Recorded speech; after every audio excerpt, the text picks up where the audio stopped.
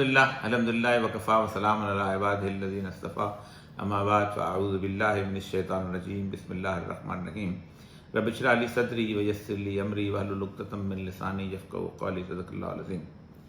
معزز خواتین و حضرات، ان دنوں آپ ایک علاقے کا ذکر بہت سن رہے ہوں گے جس کو نگورنو قرباخ کہتے ہیں۔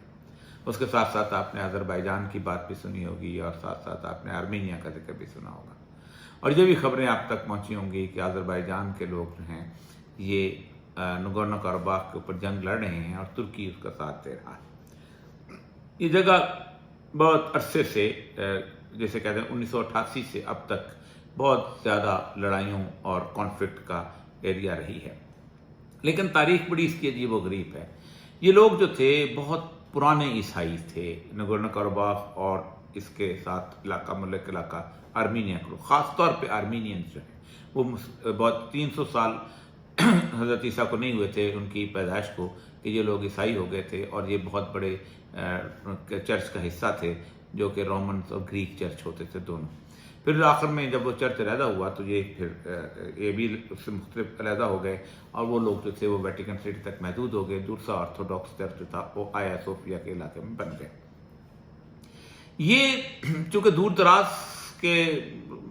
علاقے میں کوکاف کے آس پاس اور جیسے کوکیشس تھے، یہاں کے 3-4 ملک بڑے مشہور ہیں جو آپ نے بھی سنے ہوں گے، جن میں جارجیا ہے، جن میں آرمینیا ہے، جس میں آذربائیجان ہے، اور یہ کیسپین سی کے آس پاس بہت خوبصورت جگہ ہے۔ ایران سے تہران سے ایک راستہ نکلتا ہے جو کہ چالوس سے ہوتا ہوا رامسر، رشت، پھر باکو جاتا ہے، پھر اس پورے علاقے میں آپ چلے جاتے ہیں، اور ایک انتہائی خوبصورت علاقہ اور انتہائی خوبصورت لوگ۔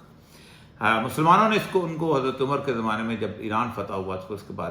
اگلا جو ہے پڑاؤ مسلمانوں کا جہاں ہوا، تو پھر یہاں پر چونکہ عیسائی اکثریت تھی تو مسلمانوں نے ان کو کہا کہ آپ اپنے میں سے حاکم جو ہے چن لیں، اور وہ ہماری جیسے کہتے ہیں مہر تصدیق کے ساتھ آپ کا حکمرانی کریں گے، تاکہ اپنی آزادانہ طور پر مذہبی آپ رسومات جو ہیں اور عبادات جو ہیں وہ کرتے رہیں۔ اسی دوران اسلام پھیلتا چلا گیا، اور خاص طور پہ آذربائیجان میں اسلام بہت پھیلا، اور اس علاقوں کے اندر بنو امیہ کی حکمرانی رہی، بنو عباس کی رہی، سلجوق رہے، پھر آخر میں خلافت عثمانیہ قائم ہوئی۔ خلافت عثمانیہ کے جو کزنس تھے ترک، ان میں سے ایک دھڑا جو ٹوٹا ہے تو انہوں نے صفوی خاندان تھا جنہوں نے ایران پر اقتدار قائم کیا اور آذربائیجان کو بھی اس کے ساتھ ملایا۔ تو صفویوں نے ایک جسے کہتے ہیں فورسفلی، زبردستی ایک شیعہ بنانے کی ایک رسم کا آغاز کیا تھا، اور وہ اس کی بڑی لمبی داستانیں ہیں۔ اتنے صوفیاء کو قتل کیا گیا جس کا آپ تصور نہیں کرتے، کیونکہ وہ بنیادی طور پہ ایک مسلم امہ میں ایک بات طے تھی کہ خلیفہ ایک ہی ہوتا ہے، اور وہ خلافت عثمانیہ کے خلیفہ کو مانتے تھے، اور اسی کی مہر سے چھوٹی چھوٹی حکومتیں قائم ہوتی تھیں۔ تو صفوی چونکہ قتل تھے ان کے، تو یہ سمجھتے تھے کہ ہم تو ان سے نہیں مانیں گے تو کیا کریں، تو پھر انہوں نے اسی میں بہتری سمجھی کہ اگر حکومت جو ہے وہ ایک اور مسلک کو اختیار کر لے تو ہم ان سے بالکل علیحدہ ہو جائیں۔ اسی دوران آذربائیجان اس وقت پوری مسلم امہ میں ایران کے بعد سب سے بڑا ملک ہے، جہاں اتنی زیادہ اکثریت جو ہے وہ تشیع کی وہاں پر موجود ہے۔ جس وقت خلافت عثمانیہ ٹوٹ رہی تھی تو خلافت عثمانیہ کے ٹوٹنے کے وقت اس علاقے کو، آرمینیا کو، اس علاقے کو نگورنو قرباخ کو برطانیہ نے فتح کر لیا تھا، لیکن اس کے ساتھ ہی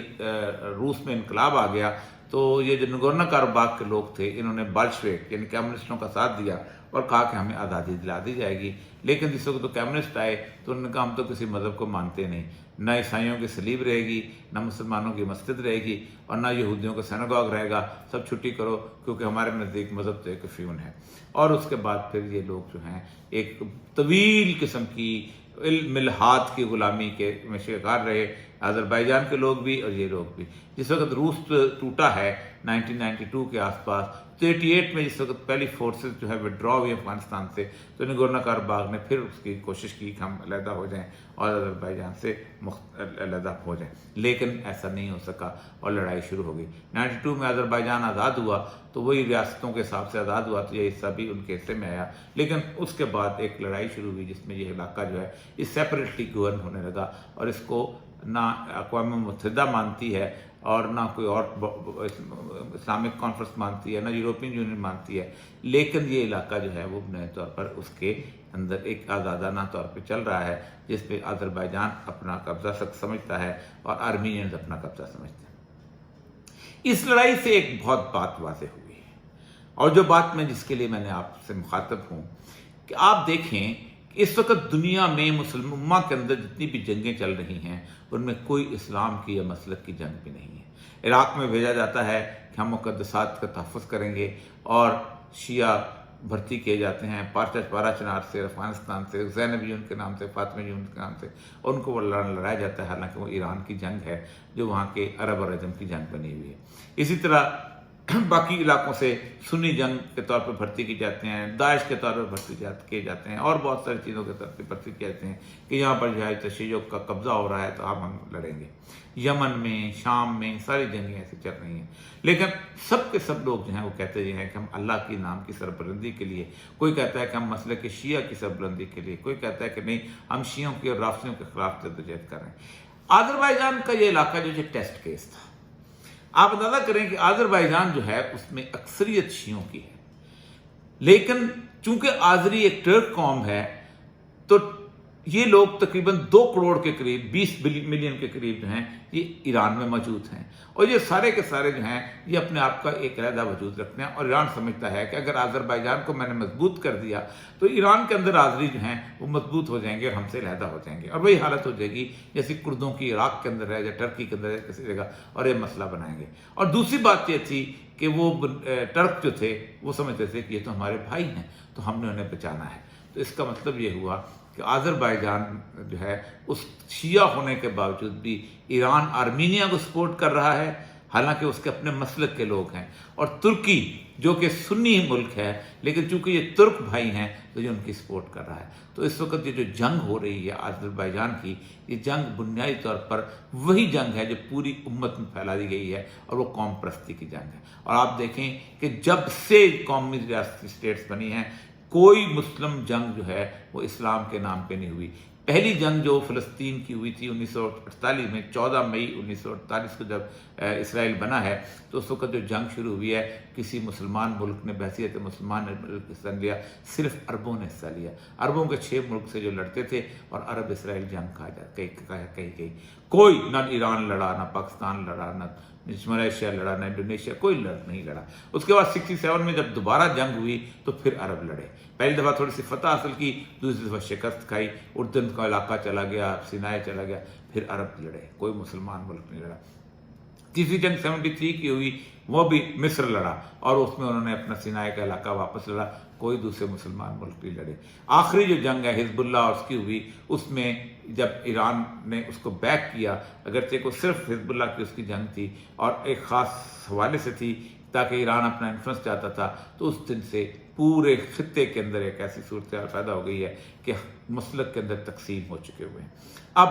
ہر بندہ اپنے ملک کو بچانے میں لگا ہوا ہے۔ بحرین اور UAE سمجھتا ہے ہمارا کوئی اور تحفظ نہیں اگر ہم اسرائیل کے ساتھ نہ جائیں، سعودیز جو ہیں سمجھتے ہیں امریکہ کے ساتھ مل کے ہم ایران کا مقابلہ کریں گے، ایران کہتا ہے کہ ہمارا پورا کا پورا حق ہے، ہم تو نیل کے ساحل تک جا کے پہنچیں گے، کیونکہ کبھی ایک زمانے میں ہماری سلطنت وہاں ہوتی تھی۔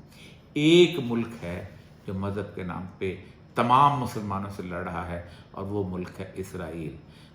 کوئی یہودی خواہ وہ امریکہ میں رہتا ہو، خواہ وہ جرمنی میں رہتا ہو، خواہ وہ فرانس میں رہتا ہو، وہ خالصتاً اپنے اسرائیل کی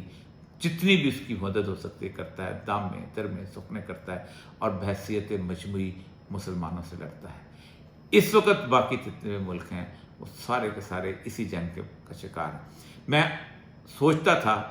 کہ شاید آذربائیجان کے بارے میں کہیں فتن کی احادیث میں مجھے نہ ملے، لیکن جب میں ملمت الکبریٰ کے بارے میں پڑھنے لگا تو جب اس کرائسس کو دیکھا تو مجھے نئی محمد حماد کی کتاب میں سے کم از کم 8 حدیثیں ملیں جو آذربائیجان کے حوالے سے تھیں، جن میں پہلی حدیث یہ تھی کہ ترک 2 دفعہ خروج کریں گے،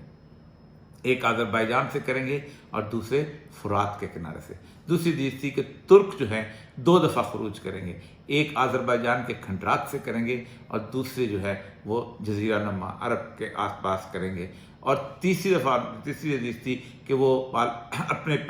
پیچھے شالوں والی خواتین کو لے کے چل رہے ہوں گے، اور اللہ تعالیٰ جو ہے ان پہ عذاب نازل کرے گا اور ترک ختم ہو جائیں گے۔ تو لگتا یہ ہے کہ وہ زمانہ بہت قریب آ گیا ہے جن میں ان تینوں مسلمان امتوں نے قوموں نے ختم ہونا ہے، جس میں فارس سب سے پہلے ختم ہوگا، پھر عرب ختم ہوں گے، پھر ترک ختم ہوں گے، اور پھر اس کے بعد وہ لوگ خالص رہ جائیں گے جو نہ اپنے آپ کو ترک کہتے ہیں، جو نہ اپنے آپ کو عرب کہتے ہیں، جو آپ کو ایرانی کہتے ہیں۔ یہ وہ قافلہ ہوگا جو سیدنا امام مہدی کے ساتھ لڑے گا۔ یہی اسی قافلے میں سورہ نے بتایا پھر دنیا دو خیموں میں تقسیم ہو جائے گی۔ تو آج بھی اس جنگ کو جب میں دیکھنے لگا ہوں تو میرے وہ بات جیسے کہتے ہیں درست ثابت ہوئی میرے لیے، اور میں سمجھتا تھا کہ مجھے ہر دفعہ کوئی بھی انٹرنیشنل کرائسس ہو تو رسول اللہ صلی اللہ علیہ وسلم کی حدیث مل جاتی ہیں، اور یہاں بھی کم سے کم 8 حدیث مجھے جو ہیں وہ کتاب الفتن نئی میں نمبرات کی سے مل گئی۔ وآخر دعوانا الحمدللہ رب